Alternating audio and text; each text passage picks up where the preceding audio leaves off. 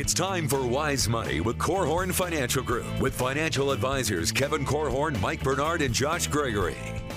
Welcome to another episode of Wise Money with Korhorn Financial Group, where every week we're helping you take your next wise step in your financial life. Thanks for being with us. My name's Mike Bernard. I'm your host. I'm also one of the certified financial planners on the show. With me, two additional certified financial planners. One's a CPA, Josh Gregory, and CPA Ryan Fair. Yeah. Mike, I've been begging and pleading that we need to have a show that's all about listener questions, and it looks like you finally came through for me. You know, it wasn't fair when you had Andrea start bugging me about the same thing. I finally caved. That's right.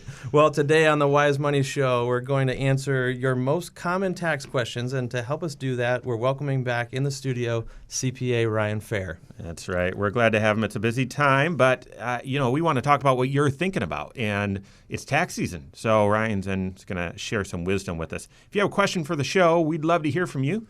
You can call or text us 574-222-2000. That's 574-222-2000.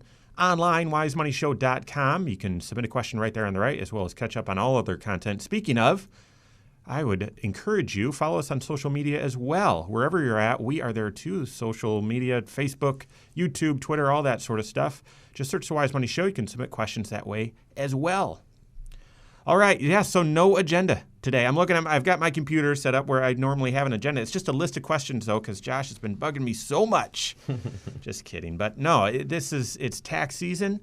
And taxes, this is a confusing time for most folks. And so we're going to run through your most common tax questions, several that I've received from you, some that are just evergreen, where, these questions come up over and over again. We're going to start with some questions related to the Secure Act that took effect in 2020. So first question, if you turn 70 and a half in 2020, do you have to start taking your required minimum distribution in 2020? You do not. So part of this new Secure Act that came out began effective 2020. They bumped that age back to age 72. So it's been 70 and a half forever that I remember since I've been in the industry, and they bumped it back to 72 so that IRA retirement plan owners are not required to start pulling money out until age 72. So this isn't a big change, but it could still mean thousands of dollars of tax savings to you. Right. Now, they've done all the math, and what is it, Ryan? Only,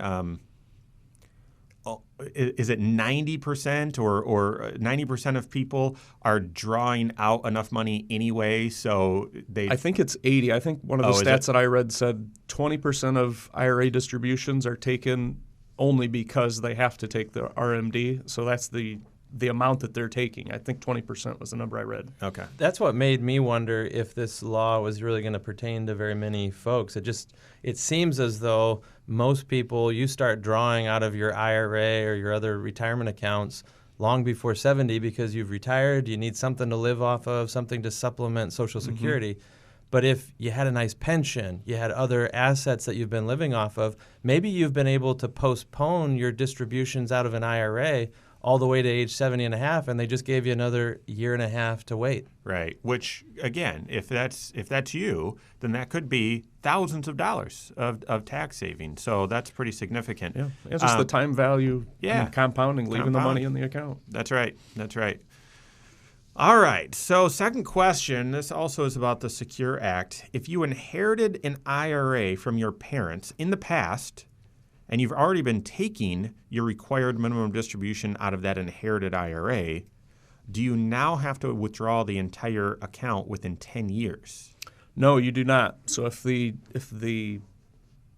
person that passed away with the IRA passed away prior to 2020, the old rules still apply. So this new Secure Act law takes effect with any IRA owners that pass away during 2020 and beyond. So basically that means the new law that we're talking about in the Secure Act says that non-spousal beneficiaries have to withdraw the entire inherited IRA over a period of 10 years, where before it was a bunch of calculations where you could extend it longer than that. Yeah, and that was a really big deal. I mean, the old rules allowed someone to inherit an IRA and slowly trickle the money out of that IRA over the rest of their life, essentially.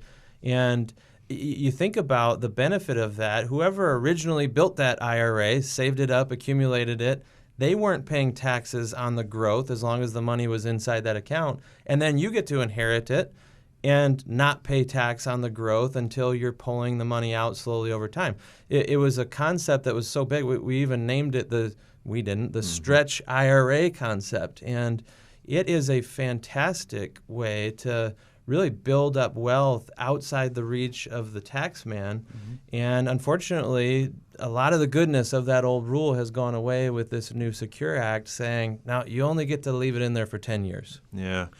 So we're going to actually, this is, in my opinion, this is the biggest change within the Secure Act. And yes, I know lots of changes to 401ks and retirement plans, but for the average consumer, I think this is the biggest change. We'll do a full show on all these details of this particular stretch IRA rule change.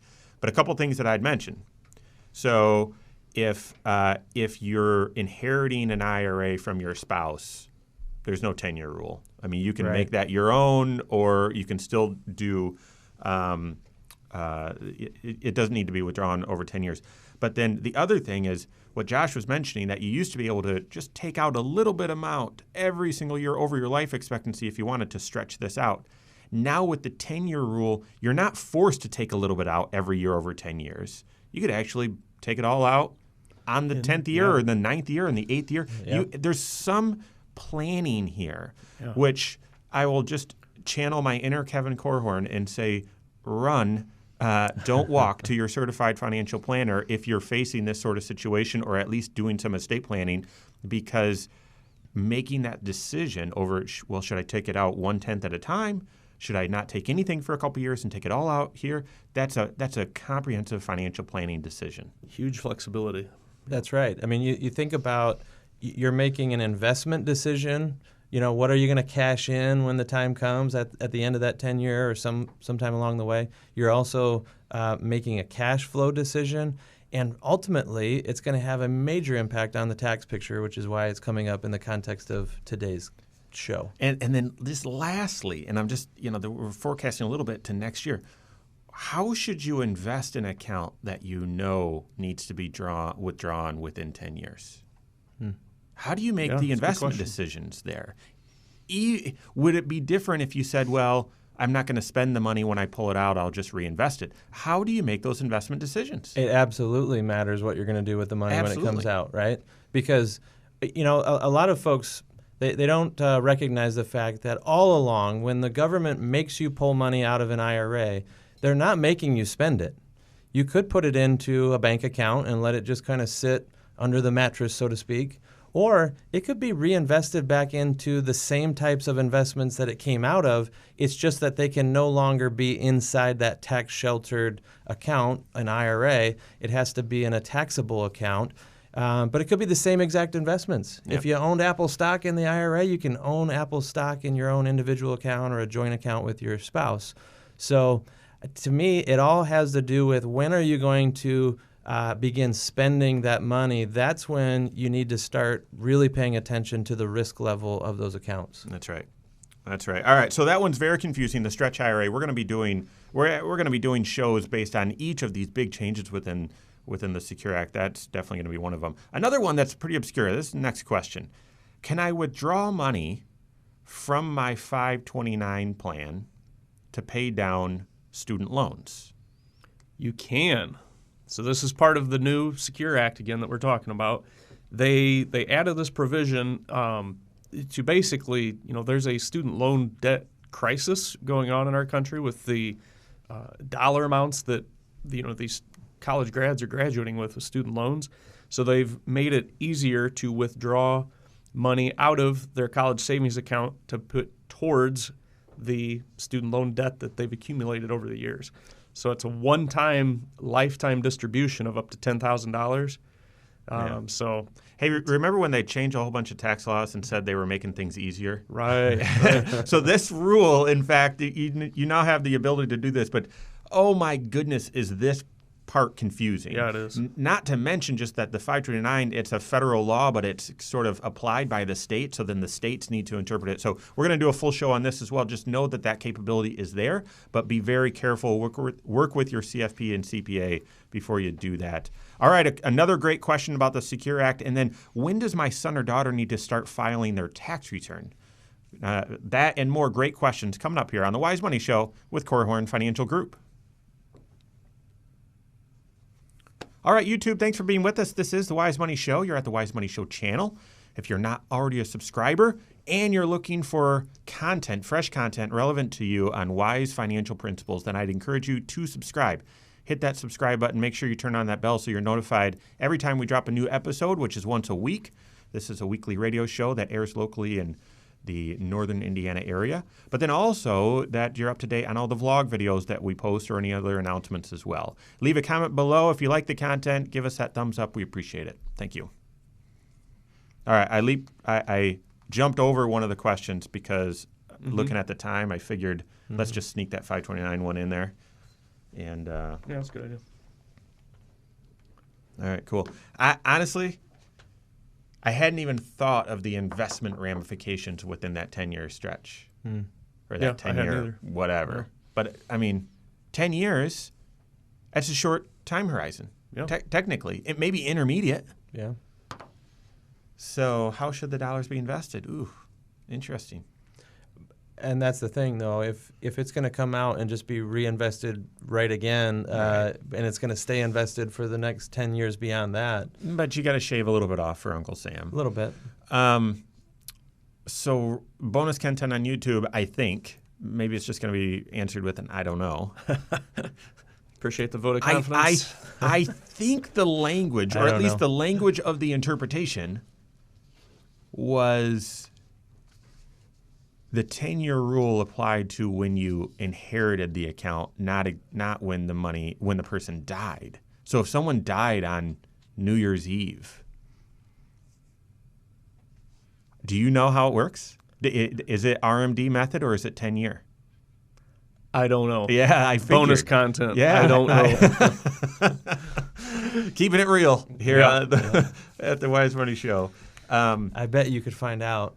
I bet it's not even defined yet. I bet it's not defined so yet. So this is either. new enough. So it came out, 3 months ago, right at the end of December. Yeah. And I bet stuff like that is going to come out in upcoming releases of information from the...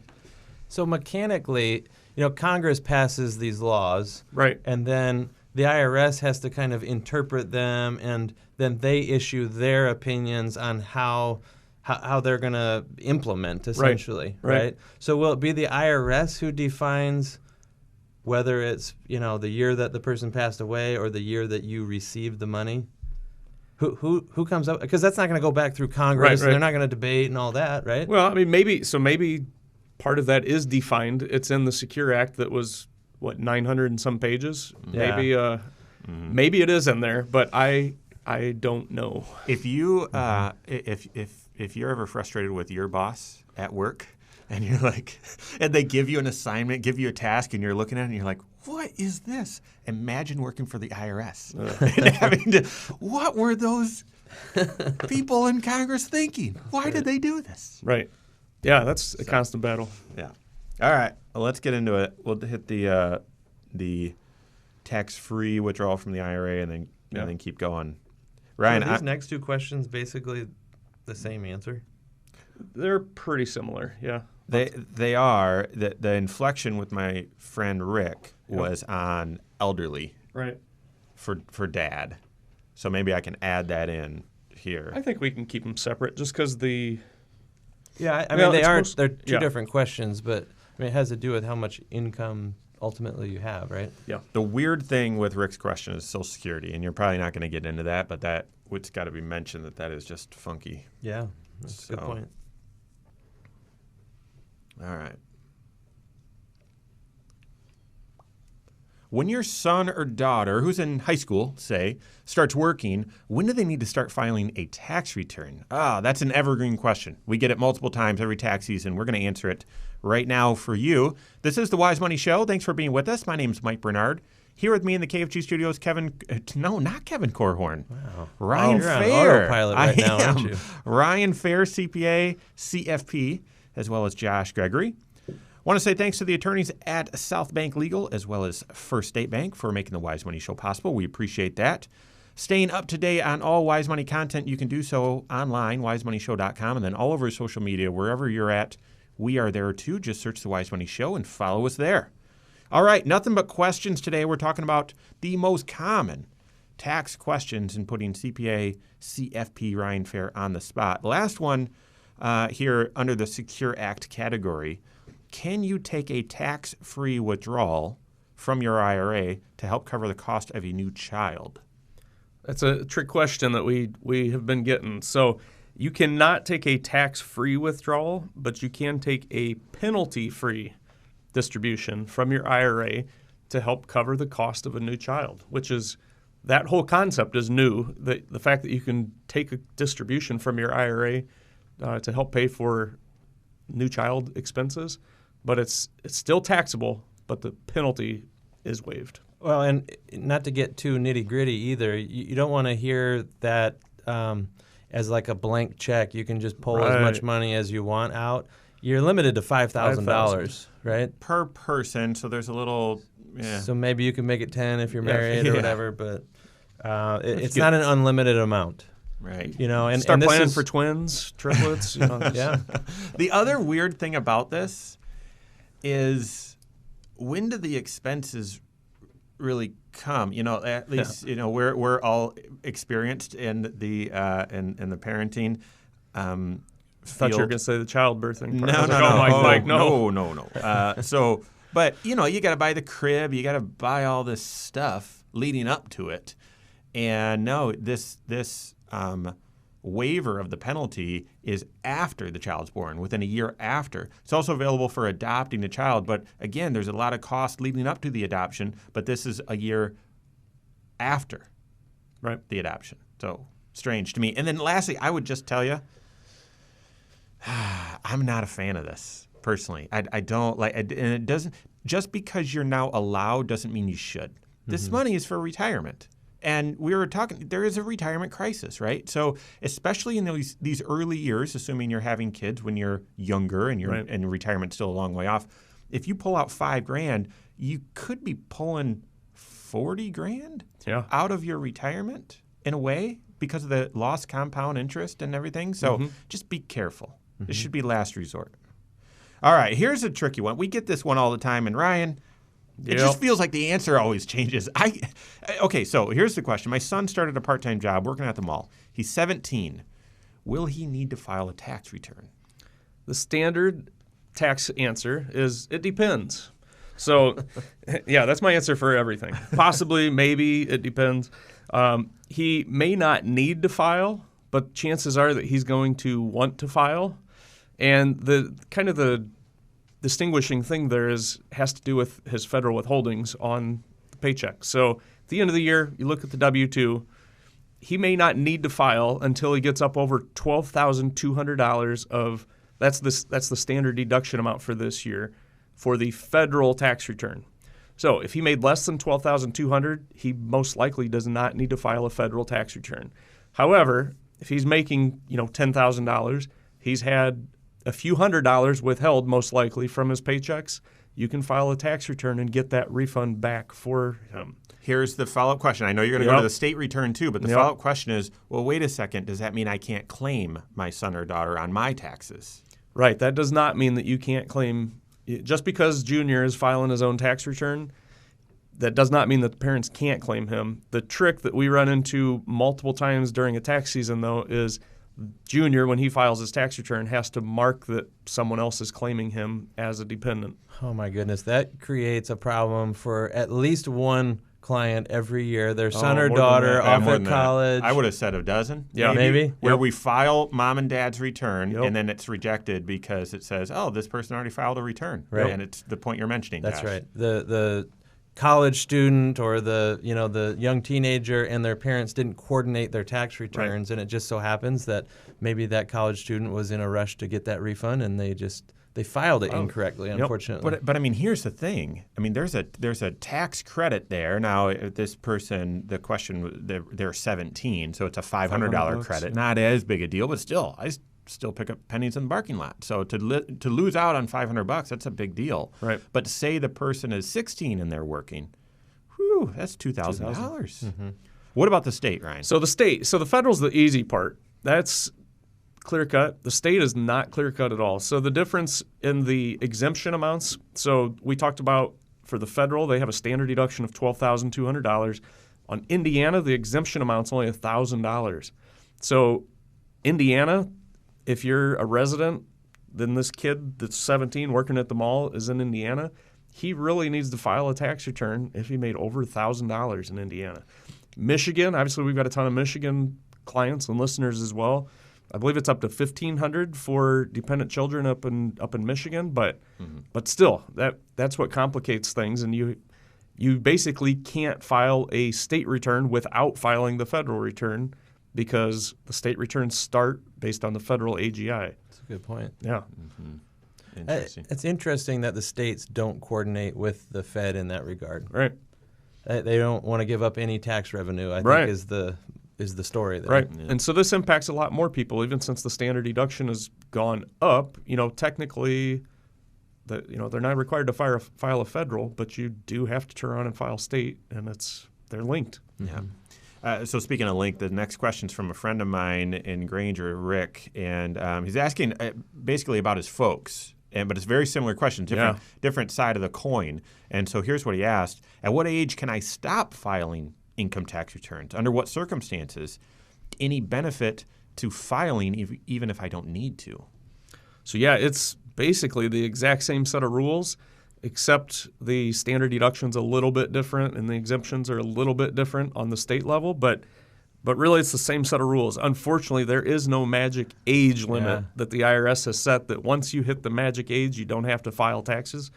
That would be nice, but it does not exist, and it's all income-based. A lot of people believe that there is an age, though. They do. I reached age 65. I started Social Security. I don't have to file anymore, right? Right. And it may be because they have a friend who is living off of just Social Security, Correct. And I'm sure you're going to explain this in just a second, but that friend may not be filing a tax return, so they've just made it in their mind a universal rule that nobody has to file once they start Social Security. So absolutely. Set us straight on that, Ryan. Okay, so setting you straight on Social Security. If you have a friend that is truly, they're getting their Social Security check every month and that's what they're living on, they're not taking IRA distributions, there's not, a pension, there's not other investment income coming in that's significant, that Social Security is truly all tax-free, and so all of their other income is going to fall beneath the $12,000 standard deduction. Or for a married couple, if they're both getting Social Security and their income's low enough, they don't need to file a tax return because it's tax-free. Mm-hmm. But it's a sliding scale, and that's the wild card. Right. And again, the standard deduction stuff on the federal versus the state, I can think of examples of clients that have a pension of, let's say, $20,000 a year plus Social Security. $20,000 for a married couple, they don't need to file a federal return. Mm-hmm. They do still have to file, though, for Indiana, or for the state. This can get even more complicated because from year to year, the answer could change for that same couple as well because they start pulling money out of retirement accounts, and that could cause some of their Social Security to be countable on the tax return one year. And then the next year, maybe they stay underneath the magic threshold, and they don't have to count it. Mm-hmm. So to go from year to year, some years paying tax, some years not, some years counting your Social Security on the return, others not. It's part of the reason we always say that when you get into retirement, your tax planning, unfortunately, it's going to be more complicated and it's more important. Yeah, that's right. And there again, the role of your certified financial planner and then the importance of them being connected with your CPA or tax situation so that you're getting great guidance. And if you're listening to that thinking, I don't know about mom and dad's situation, it's time to find out because you want to make sure that you're doing the right thing here. So those are evergreen questions. They come up all the time. This next one comes up all the time as well. I think it's the most common tax-related question that I get throughout the entire year. We've got the answer and more coming up here on the Wise Money Show with Korhorn Financial Group. Ryan, you're getting nervous. Lindsay told me I get a couple extra seconds. She hasn't. I don't know if she edited that show. I did, and it was awesome. Oh, well, which means it's okay. Yeah. So, when you qualify that. Evergreen questions. I've never heard that until you've used it. Did you 3 pick times that up today. from DFA? I did. Yeah. Yeah. I mean, that's where I first learned that phrase. I made it up myself. Questions that kind of They never copy go off out mine. of style, right? They're Right. just They always return there every. and, Yeah. So, wouldn't you say though? I mean, does my son or daughter need to file? And Josh, what you mentioned about the kids wanting to get the refund. Yeah. Oh, that was awesome. I hadn't thought of that, and so I was just listening and thinking, I hope the right people are listening to this. Yeah. And then mom and dad, and then about the gift here. I mean, these are the 3 most common tax questions, I think. I like your cliffhanger, by the way. Yeah, that's Never. I want to get back to the most show. common fast. question. I get it all the time. That's You're so dramatic. yeah. I actually find myself doing that in appointments now. And I actually tell clients, I'm like, oh, I'm looking forward to talking today. So I've got something very interesting to tell you on your taxes, but I'm going to cut it off right there. Let's talk about this. And They don't listen to anything you're saying for the next. I even called myself out on it. I'm like, this must come from the radio because I don't think I used to do this. Pretty funny. I bet Cindy really gets sick of it. Yeah. Honey, I've got great news to tell you. I'll tell you in the morning. Oh, that's funny. That is funny. All right.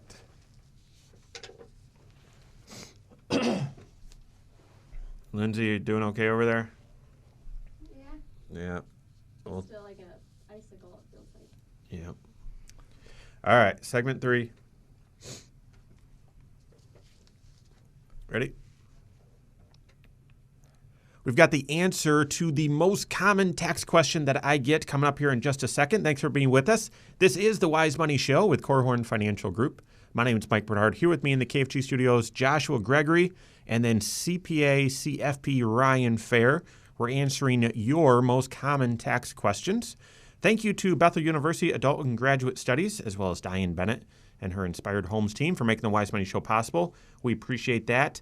If you're not listening to this show on the YouTube channel, I'd encourage you to do so. Just go to YouTube, search the Wise Money Show, subscribe to it, click that bell. If you like the content, share it, give it a thumbs up, rate it, leave questions, all that sort of stuff. We appreciate it. And you'll find the vlogs and other announcement videos, other training videos there as well. All right, so here it is. The most common tax question that I get. I'm assuming I'm not the only one. Here's the question. My parents gave me $10,000 and said they wanted to start gifting some of their estate in small amounts. Is this money taxable to me? Is it taxable to them?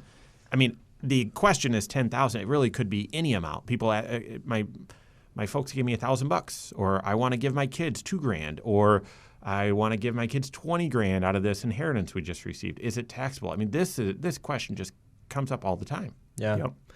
So yeah, good news. It is not taxable to you when you receive it, and really, it's not taxable to mom and dad, or there's no real harsh side effects of giving that money. So, Dad, if you're listening here, plug your ears. I always tell my dad, this might help you on taxes if you just, give me a little, pass along a little cash, Dad. But no. So yeah, it's really not taxable. Each year, the IRS allows people to give up to $15,000 per year per person without reporting it or doing anything tax-wise. The $15,000 though, there's lots of additional rules along with that. So you could do $15,000 from mom to the child, from dad to the child. So now you're up to $30,000. If your child's married, mom and dad could give $30,000 to each of them, to the husband or child and spouse. Yep. So now you're up to $60,000. What happens if somebody wants to give $100,000 to their children?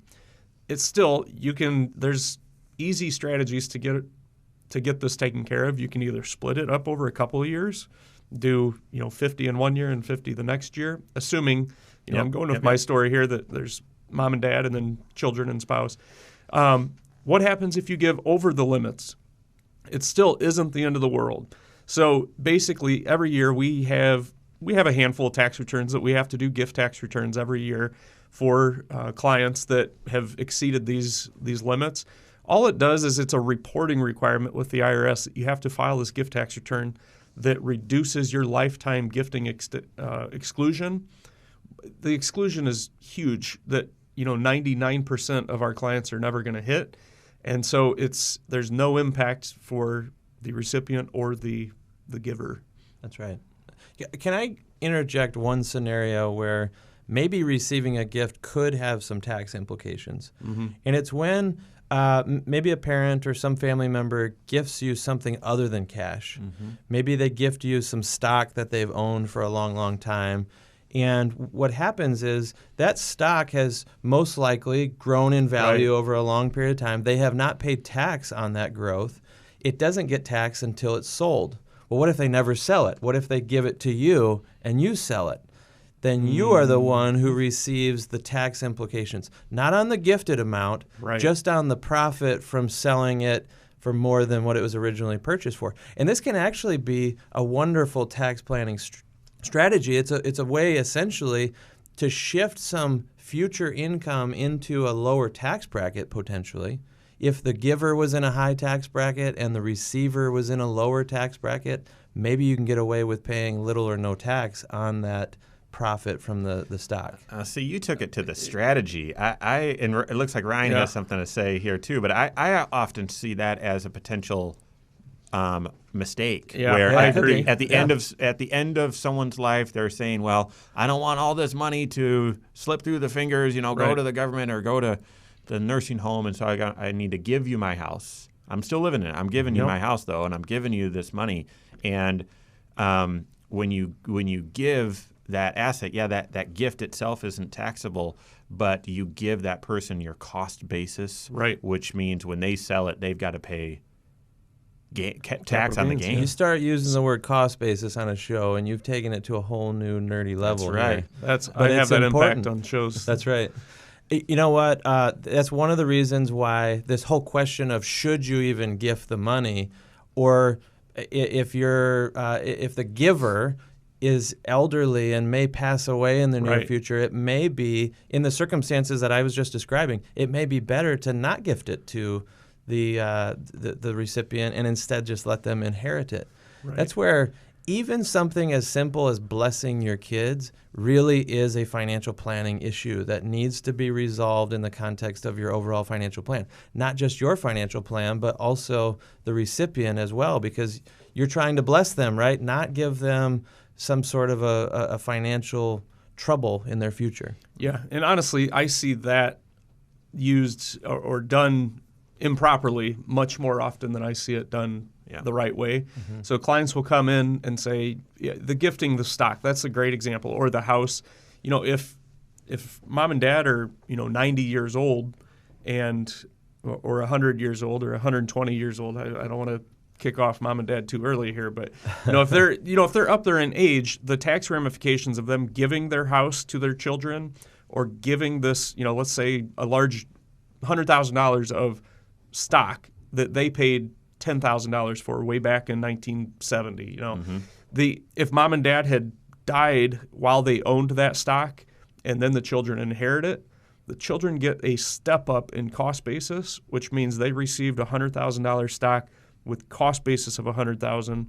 They can sell it the day after, and there's no capital gains. Let me translate that to layman's speak. Please do. It basically means that the profit on that or on that stock that they were going to pay tax on gets erased. Right. You don't have to pay tax on all that profit or all that growth from back in the 70s, as you said. Right.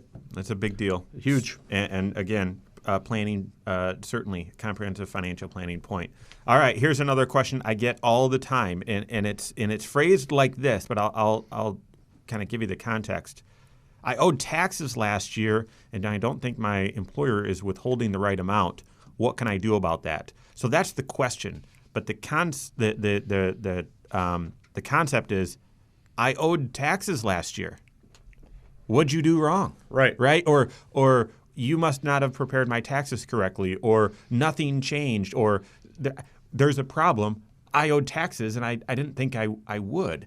And so it's not often connected to, oh, maybe my employer didn't withhold the right amount, or maybe I didn't have the right withholding set up. It's just, I owe taxes. What's wrong? And it feels terrible. Oftentimes, it's a withholding problem. Yep. It's almost, well, I guess if somebody's attacking me as the tax preparer, I always deflect it back That to never happens, does it? It's always a withholding issue. But no, honestly, it is a withholding issue in most all of those cases. In this, I think we say it on every show that I'm on. You have to pay attention to your financial life. Pay attention to your pay stubs. Those, everything is direct deposit these days. All of our pay stubs are online. We don't even look at those. They're not tangible anymore. You have to log in and look it up. And I'm encouraging you guys to do that because that could eliminate this headache at tax time. If you notice during the year that doesn't seem like they're withholding very much, that's when we do a tax projection and figure it out, ahead of time so that you're not blindsided in March that, your withholdings are way low. I love how you simplified that down to basically just say, hey, if you owe taxes, it's because you didn't pay enough, right? Yeah. Now, why didn't you pay enough? It may be because something changed in your financial life. Maybe a son or daughter aged out of being eligible for a tax credit or something like that. Maybe you changed employers and it didn't map over to where, even though you're earning the exact same amount, doesn't mean that the new employer is withholding the exact same amount. Right. So you're exactly right, Ryan. I mean, we've said many times that the importance of projecting your tax return, planning ahead and knowing where you're going to land is so vital because you can catch those mistakes early. That's right. And you've got to look at this from a planning perspective because just looking at your pay stub and withholdings, it's hard to tell whether that's the right amount or not. You've got to then go to the next step and get a tax projection done. So a little bit more on this question. And then what about gambling losses? Do you get to deduct those? That and more coming up here on the Wise Money Show with Korhorn Financial Group. All right. Well, maybe we'll just make it bonus content on YouTube. But, another area that I didn't change anything, Right. where all of a sudden you owe is what if you or your spouse started working part-time and you're only making $50, you're teaching a spinning class on Saturday and you're making $50 a week. Are they going to withhold any federal taxes on that $50? Nope. But will it be taxable to you if you've got a whole bunch of other earnings from your job? Yep. It will. And so I see that a lot. We've done a couple of shows about the side hustle. Yeah. You do a little bit, and you're like, well, that's just cash money. That's what people. It's just cash money. It's just cash money. It's $50, or it's I helped out a friend on a project, and I got $2,000. That's no big deal. Yeah. Well, it could mean $600 of tax and nothing withheld. Yeah. Right. Well, and we see this too, where let's say a stay-at-home parent, so mom or dad, they're staying at home, and the one spouse is making, good money, 100, 150. The other spouse goes out and takes a part-time job and makes, $15,000. They're going to have very, very little withheld on that $15,000. And just for context, if you're not familiar, because Right. we see a whole bunch of right. people's financial situations, you've never seen your neighbor's W-2. Right. You never, and you never will. You go out and make $15,000, you're probably going to have $200 withheld. Right. Maybe $300. Yep. Literally. Yeah. But when you do your tax return, it's going to be taxed at 22% for Right. the federal because that's what bracket the household or the whole family is in. And you had, 1% withheld, Yeah. from the check. So then tax time's when that shows up. So we've got to mention that. I do want to just mention this on the air. Dividends, capital gains. Yeah. And In what context? that it could impact. Oh, You might not withholdings and be estimates. withholding Okay. the right amount. And there was one other. I can't remember. I mean, any other source of income, right? A pension, Social Social Security. Yeah. Okay, we'll just kind of honorable mention that, and then we'll get into the gambling question. So, all right, fourth segment, land on the plane. Thank you so much for being with us today. This is the Wise Money Show with Korhorn Financial Group. My name's Mike Bernard. Here with me in the KFG studios, Josh Gregory and special guest CPA CFP Ryan Fair. If you've missed anything and you love listening to podcasts while you're working out or doing some work around the house or coming up, we got spring cleaning.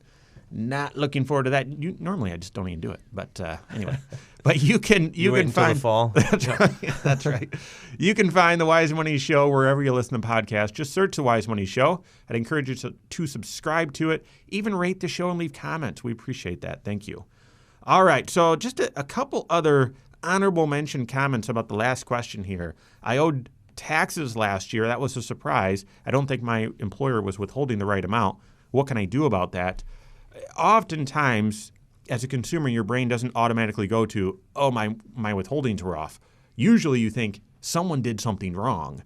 And that's where, again, if you're doing a TurboTax or doing it yourself or just going in to see someone that you've never met before, an H&R Block sort of thing, you're probably not going to get a great answer. This is where you got to be working with the CFP and working with the CPA to they can kind of break it down and help you know what happened. Because if you or your spouse started a part-time job and you're only making a couple $100 a week, or maybe you just made $5,000 in a month, and then but that's sort of a side thing, that income's going to be included on your tax return, but the withholdings are probably nothing, Right. or very, very little. Something else to be aware of: do you have capital gains from an investment account? Do you have dividends from an investment account showing up on your tax return? There's no tax withholding on that. So you need to make sure that your own withholdings on your paycheck are enough to compensate and cover those things. So, That's actually one of the reasons why we always say that your investment advisor, whoever's coaching you on how to structure your investment portfolio, and your CPA really need to be collaborating to figure out, well, what is the best way to structure those investments, especially if they're outside of an IRA or some retirement plan at work, because they are going to generate interest and dividends and capital gains. It's going to be extra income that could land on your tax return and never have any withholdings on it. And if that gets up to a large enough size, it can have a real impact on whether you owe at the end of the year, whether you've been paying in enough out of your paycheck, that sort of thing. yeah. All right, next question. Again, we're talking about the most common tax questions that we get. We started with a couple of secure acts, so sort of the newbies, but then the next several have been the most common. They're the evergreen tax questions that always come up. This one only applies to certain folks, but it still is a question. Comes up a lot. Hey, I received a 1099, so a tax form, for gambling winnings. Am I able to offset that with the other losses, gambling losses that I had during the year, so that this isn't taxable? So this is one of those famous answers that you often hear your friends talking about. And yeah, of course it's deductible. You can offset your gains with your losses. But they're in two different places on the tax return, where the majority of gambling winners get no benefit from deducting the losses. So the gambling winnings you get, as typically it's a W-2G, sometimes a 1099, will show up on the front page of your tax return as other income. That's where the gambling income goes. On the losses, that carries over to Schedule A, which is itemized deductions, and that's where the standard, every taxpayer takes the larger of their standard deduction or the itemized deduction. So standard deduction went up significantly last year for everyone in the United States. For a married couple, it's all the way up to $24,400. So it means you have to get itemized deductions over that level before you actually get any benefit. It's down to like 10% of people that are actually itemizing deductions anymore. The big deductions to get up over that $24,000 would be your mortgage interest, up to $10,000 of all of your taxes, charitable contributions, and then your gambling losses up to the amount of gambling winnings you can add into that list. Yeah, so it's just harder and harder for anyone to get any goodness out of the losses, essentially. Yep. But everybody is coached or hears conversations at the casino that, I can deduct my losses, against my winnings. And yeah, technically you can deduct your losses, but it may not help you a lick. So, what about suck it up, chap? It's okay. Yeah. You'll be able to write off those losses. So what about state? So state, there is no. So all of this deduction or offsetting losses that we've talked about is all on the federal level. So the state starts with your adjusted gross income on the federal return. So that means that's before all of these itemized deductions or standard deduction stuff that we're talking about.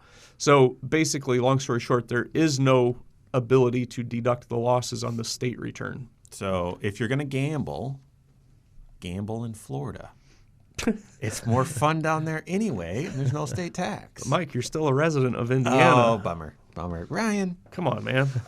Okay, so that is, sorry to burst your bubble there. And, I just, here's the deal. Here's the financial advice. If you're going to gamble, don't lose.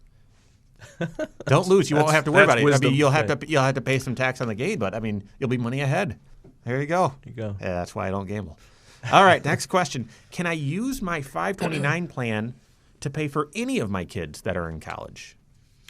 So yeah, with 529s, you have an education beneficiary that's different than the normal beneficiaries that we're used to thinking of. When you pass away, your beneficiary gets it. 529s, you have a designated education beneficiary.